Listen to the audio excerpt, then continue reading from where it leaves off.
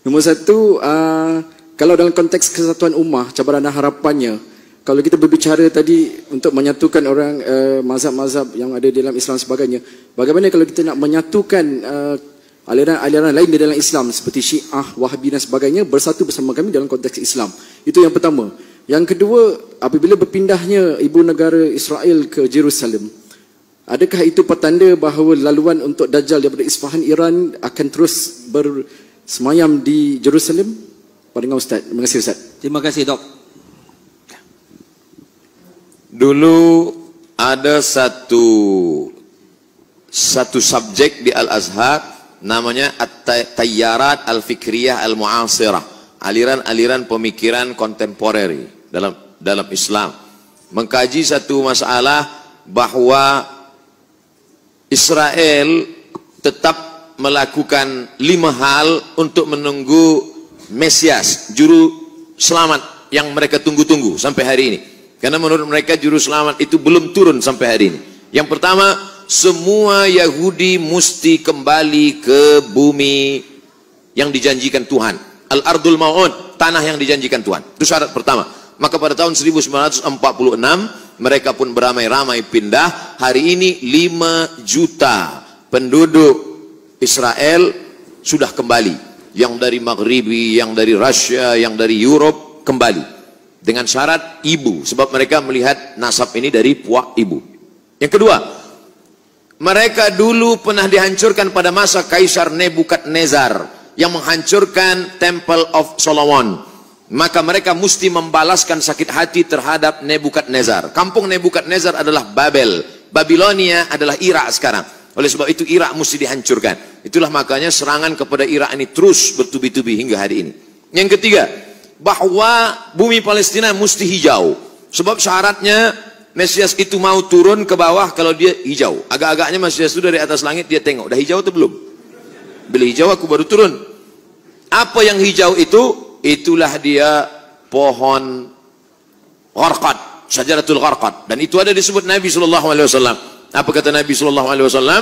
Nanti batu pun akan berbicara. Ketika bersembunyi mereka pada perang besar di akhir zaman itu di belakang batu, batu akan berbicara. Ya Abdullah, hadza Yahudi khalfi faqtulhu. Wahai hamba Allah, ini di belakangku ada Yahudi, bunuhlah dia. Kecuali satu, kata Nabi. Apa itu? Syajaratul gharqad. Subhanallah, Masya Allah. Bila kita sampai nanti, saya sampai ke satu kota yang dibelah menjadi 2, sebelah punya Mesir, sebelah lagi diambil oleh Israel.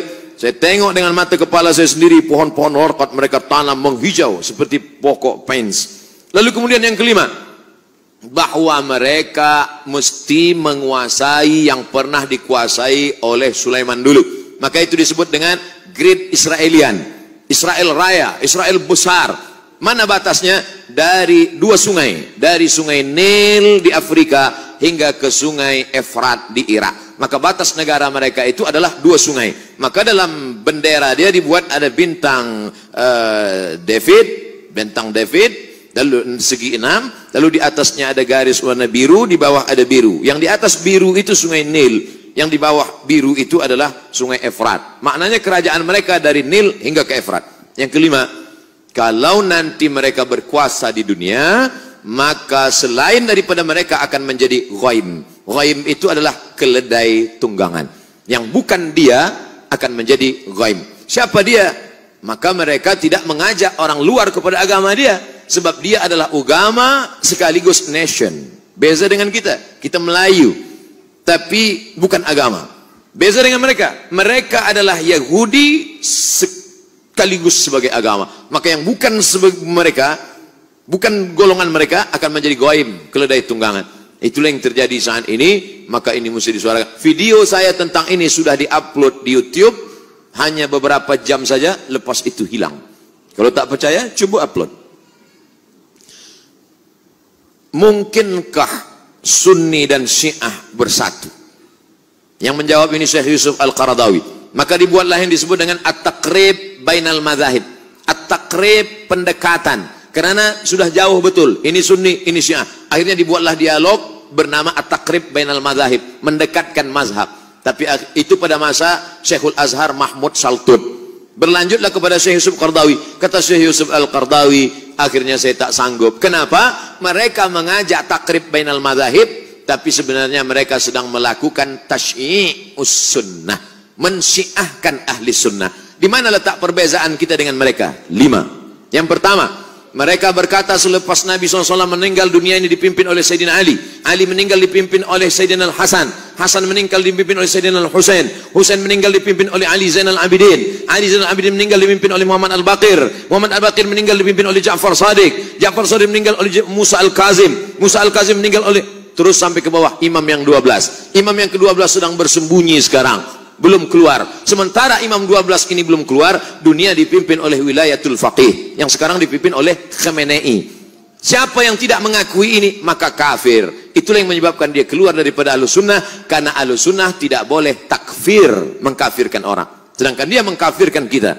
2. Selepas Nabi SAW meninggal dunia, maka ada wasiat kepada Sayyidina Ali. Maka orang yang mengambil wasiat, membatalkan wasiat itu berarti kafir. Abu Bakar dan Umar kafir. Makanya ada doa laknat sonamai Quraisy. Selepas sholat subuh mereka laknat, Allahumma la'an sonamai Quraisy. Siapa yang dimaksud dengan sonamai Quraisy? Abu Bakar Siddiq dan Umar ibnul Khattab. Wa ma Muhammadun illa rasul. Muhammad itu seorang Rasul SAW. Qad khalas min qablihi rusul. Sebelum-sebelumnya Rasul sudah meninggal. Afa immata, kalau dia mati meninggal dunia. Au qutila, atau dia dibunuh. Apa kata mereka dalam tafsirnya? Qutila, Muhammad SAW mati dibunuh. Siapa yang membunuhnya? Sammahuma, sammahu. Ada 2 orang perempuan yang sudah meracunnya. Sejahat-jahat perempuan adalah mereka berdua, sejahat-jahat lelaki adalah bapaknya. Siapakah 2 perempuan itu? Aisyah paling jahat, bapak Aisyah Abu Bakar. Hafsah paling jahat, bapak Hafsah adalah Umar. Sejahat-jahat perempuan Aisyah dan Hafsah, sejahat-jahat lelaki Abu Bakar dan Umar. 3. Sahabat Nabi yang beriman hanya Muaz, hanya Abu Dzar Al-Ghifari, Salman Al-Farisi, Miqdad bin Aswad. Selain daripada itu, sahabat itu kafir murtad. Sedangkan kita Ahlussunnah berkata as-sahabah udul. Abu Bakar Siddiq radhiyallahu an, Umar bin Khattab radhiyallahu an, Ali bin Abi Thalib radhiyallahu an. Sedangkan mereka mengatakan la'natullah alaih. Yang keempat, mereka berkata bahwa ada namanya taqiyah. Kalau kebetulan yang hadir ini ramai adalah Ahlussunnah wal Jamaah, maka ketika dia ditanya, engkau Syiah apa Sunnah? Dia akan berkata, ana Sunni. Sebab yang banyak ini Sunnah. Tapi kalau yang di sini yang datang adalah Syiah, ditanya, awak Sunni apa Syi'i? Ana Syi'i. Ini namanya taqiyah. Kalau yang kebetulan datang 50-50, 50 sunnah, awak apa? Ana sushi. Sunni Syi'i. Taqiyah. Dalam Islam tak ada taqiyah. Sedangkan mereka mengatakan at-taqiyah minad din. Taqiyah ini minad din. Siapa yang tidak bertaqiyah maka dia tidak beragama. Tidak beragama Syiah maksudnya. Yang kelima, mereka memahamkan ada akidah mereka disebut dengan mut'ah. Hari ini mut'ah luar biasa. Berapa banyak orang terkena penyakit. Seorang dokter medikal di Bandung, dia buat dalam buku, dia tulis buku itu. Dia bercerita bagaimana seorang perempuan yang memakai niqab, memakai cadar datang, tapi dia terkejut kenapa terkena, maaf, penyakit sipilis. Kenapa terkena sipilis? Rupanya ikut jamaah.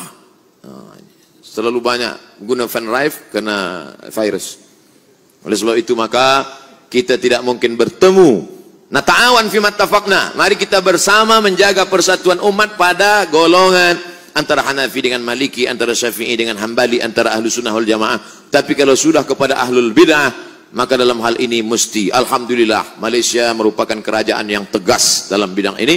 Saya amat sangat bersyukur kepada Allah, kerana dalam tazkirah saya mengambil fatwa. Saya ambil fatwa dari Selangor, saya ambil dari fatwa Mufti Mufti Johor, saya ambil. Bila umat bertanya, ini bukan fatwa Abdul Somad, ini fatwa dari bumi Melayu.